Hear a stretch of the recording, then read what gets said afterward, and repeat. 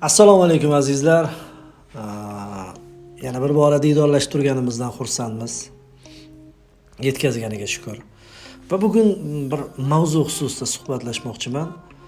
Ya'ni Bundesliga ham, boshqasi haqida ham emas, yaqinda bo'ladigan o'yinlar haqida ham emas, balki biroz yaqin o'tmishga sayr etish niyatida mana shu videoni taqdim etishga qaror qildim. Ya'ni ko'pchilik muxlislarimiz so'rashadi, 14-hudud ko'rsatuvida ham tayyorlang degan mazmunda men o'sha matnli tarzda tayyorlamadim, balki hozir deyarli jonli ravishda xayolimga kelgancha mana shu xususda o'z fikrlarimni, mulohazalarimni bildirmoqchiman. Gap nima haqida? Gap mashhur futbolchilarning, mashhur yulduzlarning xayrlashuv kechalari xususida. Ya'ni futbol shunday o'yinki, uning haqiqiy yuzini, haqiqiy darajasini, futbolchining haqiqiy bahosini bilishimiz mumkin bo'lgan eng asosiy jihatlardan biri, oqshomlardan biri uning xayrlashuv oqshomi. To'g'ri, barcha futbolchilar ham munosib tarzda jamoalardan ketishmagan, ba'zilarini yoddan chiqarishgan, ba'zilari misol uchun qarama-qarshi klubga o'tib ketganligi uchun o'zining yaxshiroq o'ynagan klubi bilan xayrlasha olmay ketgan. Hammada taqdir har xil. Lekin baribir ko'pgina futbolchilar, men o'sha hayotimda ko'rganlarimni bir hozir ko'z o'ngimdan o'tkaza turib o'yladimki, baribir futbol aynan mana shunday pallalarda haqiqiy darajasini topadi deb o'ylayman. Misol uchun insonning hayoti ham futbol maydonidagi hayotga o'xshaydi. Ya'ni bir inson vafot etsa, uni tobutda ko'tarib borar ekanmiz. Qanday odam edi desa, yaxshi odam edi deymiz. Kimdir chin dildan aytadi, kimdir nomiga aytadi, lekin ko'zlari aldamaydi. Yaxshi odamga ko'zlari yig'laydi.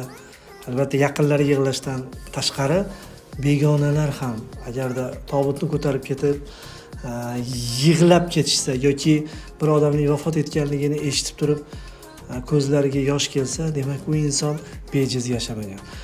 Endi ana shu hayotdagi eng muhim detalni futbol maydoniga ko'chiradigan bo'lsak, albatta futbolchilar vafot etish holati emas, balki futboldan ketishi, endi yashil maydonda ularning ishtirokidagi o'yinni ko'rmaslik futbol muxlislarining ko'ziga yosh olib keladi.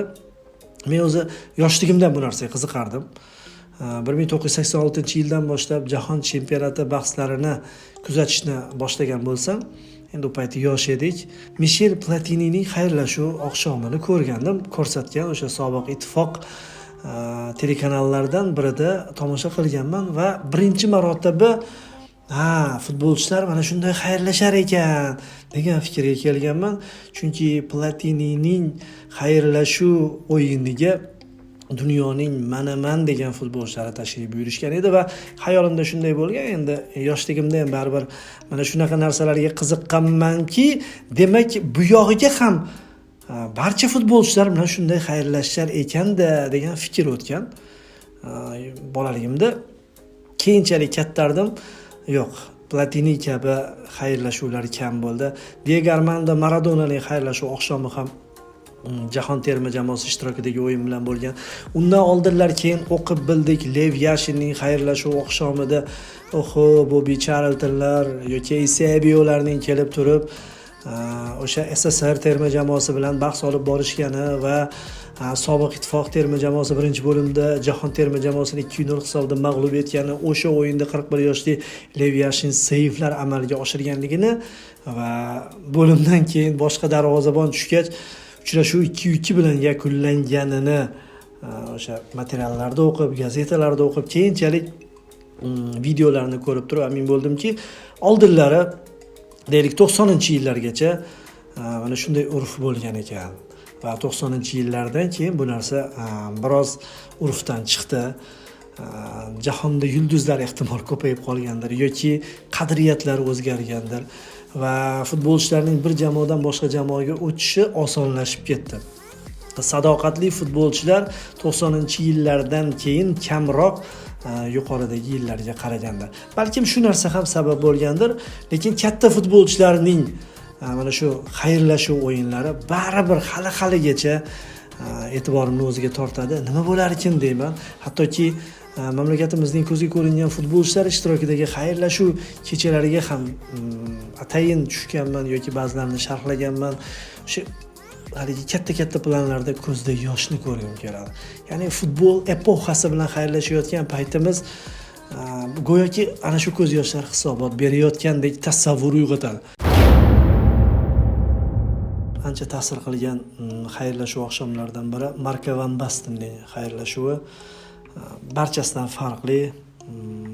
Van Basten 2,5 yil futbolga qayta olmagan, jiddiy jarohat olgan, xayrlashmasliklari kerak. Hattoki Capello ham yig'lab o'tirganda, temir tabiatli Capello yig'lagandan keyin chidab bo'lmaydigan hodisa edi. Juda ham ta'sir qilgan menga.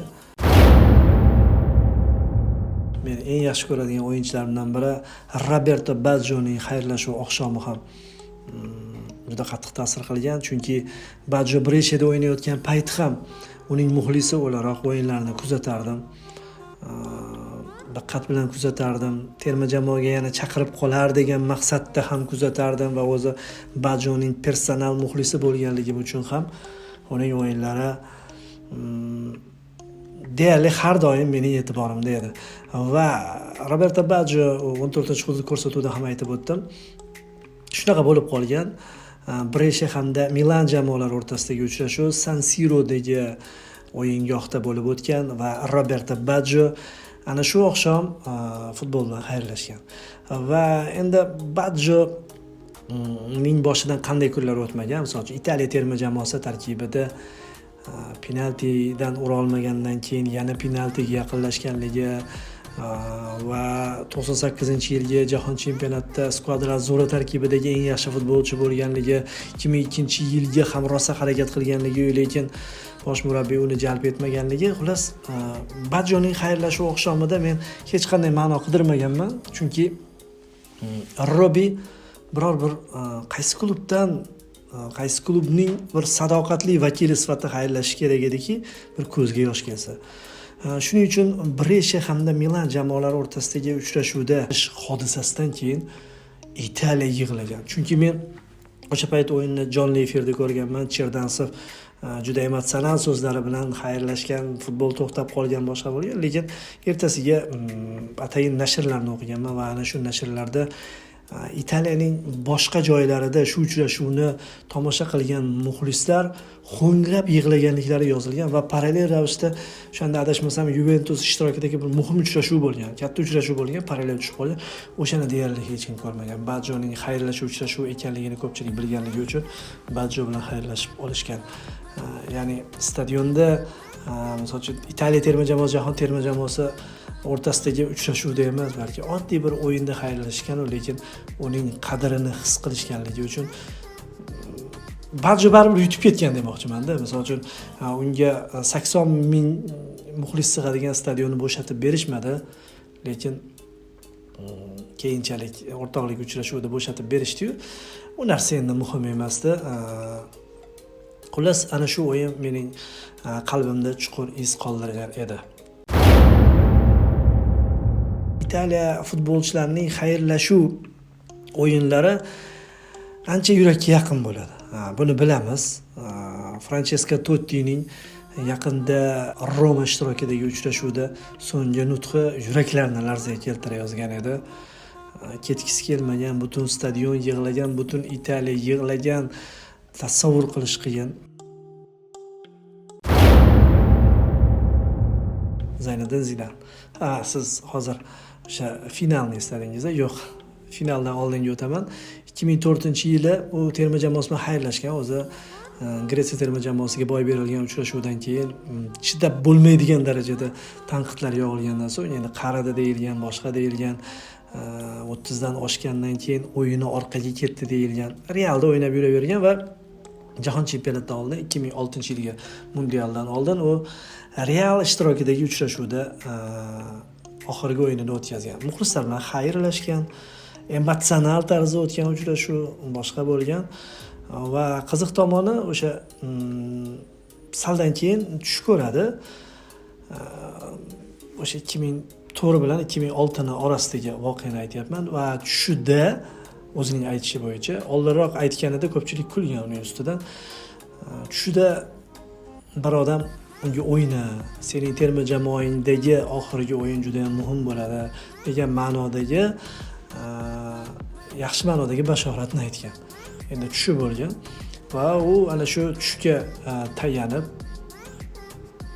o'sha jahon chempionatiga yo'l olgan. Jahon chempionatiga o'sha saralash bahslarida terma jamoasini olib chiqish bilan birgalikda guruhdan ham asosan Zidanning ajoyib o'yini Fransiya terma jamoasiga dalda bo'lgan. Keyin play-offlarda Ispaniya terma jamoasi bilan boshqa o'yinlar, og'ir o'yinlarda paslar, yagona golga uzatmalar hammasini Zidan qilgan. Ko'rganmiz. Braziliya terma jamoasini bir o'zi yeb tashlagan.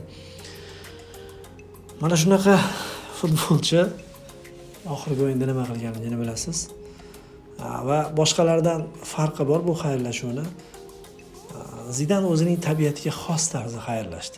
Ya'ni boshqa futbolchilarning emotsional xayrlashuvini kuzatyapmiz. Har biri yig'lagan, boshqa qilgan, lekin Zidan butunlay boshqa kayfiyat bilan, butunlay boshqa holat bilan, butunlay boshqa daraja bilan o'yinning o'zida chiqib ketgan. Ya'ni hech kimga xalaqit bermagan holatda o'yin davom etyapti hali. Penaltilar seriyasi bo'ladi. U yerda hali kim yutishini o'sha paytda hech kim bilmaydi. Mana shunday qizib yotgan paytida chiqib ketgan. Hozir murabbiyligida alamini olyapti shekilli. O'sha qolib ketgan daqiqalari uchun. Ular Zidanniki ham juda ta'sir qilgandi menga. Bundan keyin maxsus xayrlashuv kechasi o'tkazib bo'lmaydi. Maxsus xayrlashuv kechasi o'tkazishning imkoniyati yo'q. O'sha o'yinda gol urgan, penaltidan bo'lsa ham bosh bilan zo'r zarbalar yo'llagan to'pga, keyin Materassining ko'ksiga. Va menga eng yoqadigan xayrlashuv kechasi bu Newcastle jamoasining afsonasi Alan Shearerning xayrlashuv oqshomi. Stadion to'lgan, bilet yo'q, muxlislar boshqacha hayqirishgan va adashmasam Shearer uchrashuvning 78-daqiqasidami maydondan chiqadi. Endi ko'tarmaydi sharoiti. Chiqib ketgandan keyin so'nggi daqiqalarda penalti bo'lib qoladi. Endi xayrlashuv oqshomida mumkin-ku yana qaytib tushib 2-2 hisobi qaytida turgan paytda penaltidan gol urib, o'sha jarohati tufayli, jarohati bor payti penaltidan gol urib, haligi ajoyib bir qadr bilan ketganligini ko'rganman.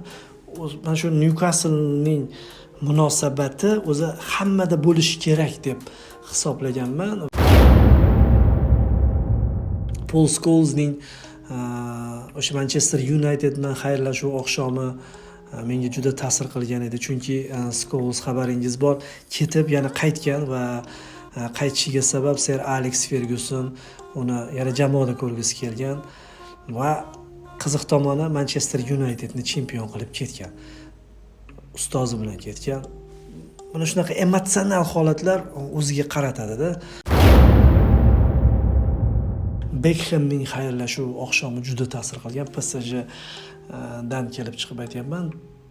Beckham Manchester Unitedning ramzi hisoblanadi menimcha endi, chunki uzoq yillar Manchester Unitedda zo'r faoliyat olib borgan, lekin u Manchester United muxlislari bilan xayrlashmagani aslida adolatsizlik emas.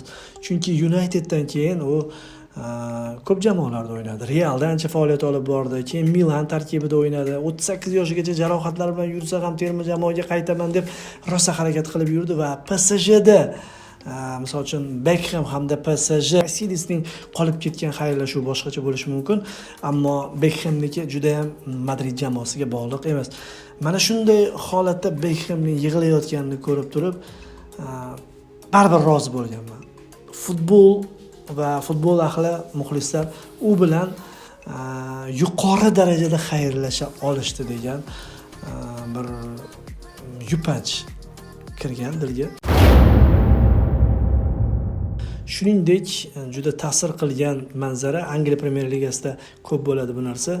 Lampardning xayrlashuv oqshomi. Lampard hamda Gerrardning bir-biriga o'xshamagan, o'zi aslida nuqul yonma-yon keladigan, terma jamoada ham bir-biriga dalda bo'lgan, deyarli aka-ukadek ko'rinadigan futbolchilarning xayrlashuv o'yinlari butkul boshqacha bo'lgani, biroz omadsiz bo'lgani odamga alam qiladi. Chunki Lampard bilasiz, uzoq yillar Chelsea'da faoliyat olib borib, Manchester City'ga o'tib qolgan. Endi taqdir taqozosi bilan boshqa klubga ketgan. U yerda Manchester City yarim yilga o'ynatgan va Manchester City'da u muxlislar olqishida, muxlislar hodisa bo'lib turib xayrlashgan. O'sha paytda hamma qarab turib, go'yoki umuman Angliya futboli Manchester City emas, balki Angliya futboli Lampard bilan xayrlashayotganligini tasavvur qilgan. Shunaqa tasavvur uyg'ongan.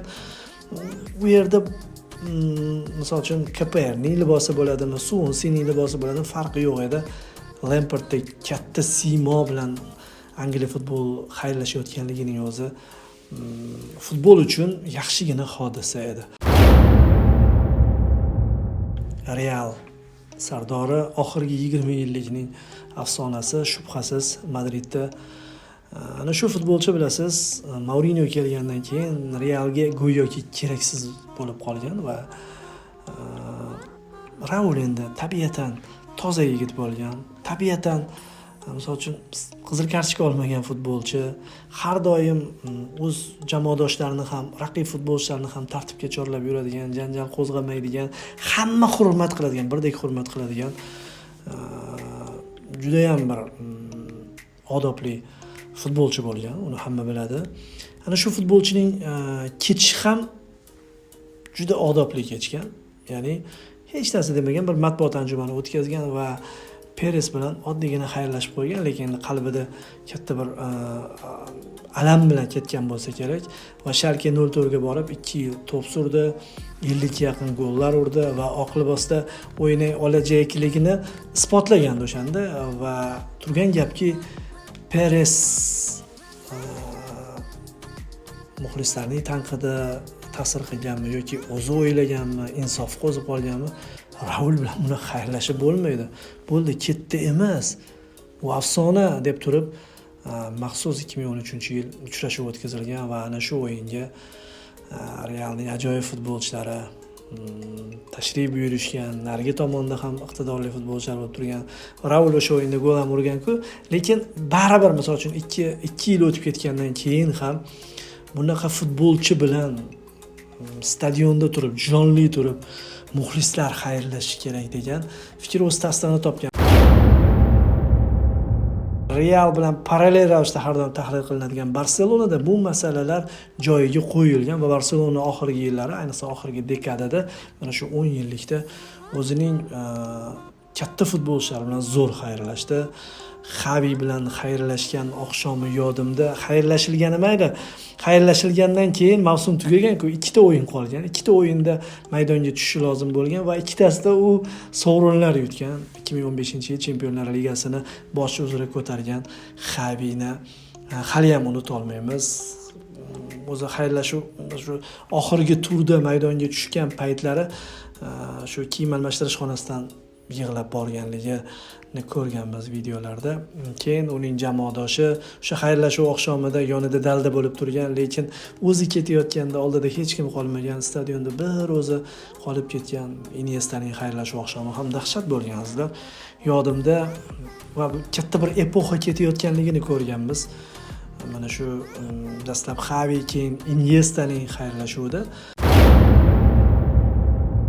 ajoyib futbolchilar, hammasini sanab o'tolmadim. Yodimga kelganini aytdim, maksimum xotiramni ishga solib, yoshligimdan kelgan futbolchilar, o'zimizdagi futbolchilarni ham bir eslagan bo'ldim.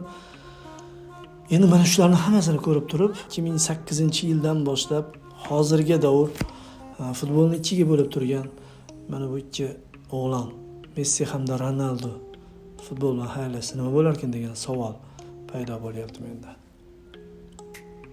Nima bo'larkin deb o'ylaysiz? Ular bilan Barselona, Real yoki Juventus xayrlashmaydi. Ular bilan dunyo xayrlashadi va bu xayrlashuv oqshomi qaysi biriniki bo'lsa ham, birinchi Ronaldoniki boshlansa kerak-ku menimcha, lekin farqi yo'q. Ikkalasidan bittasi birinchi boshlaydi, ikkinchisi keyin baribir futbol bilan xayrlashadi. Shunda bilasizmi, keyingi bir 10 yilliklarga 10 yil menimcha hech kim xayrlashuv oqshomini o'tkazmasligi kerak. Kim bo'lishidan qat'iy nazar. Chunki bular faqatgina Barselona yo Realniki, Yuventusniki emas. Ular futbolda bir katta bir davrni ikkalasi shuni yelkada ko'tarishdimi?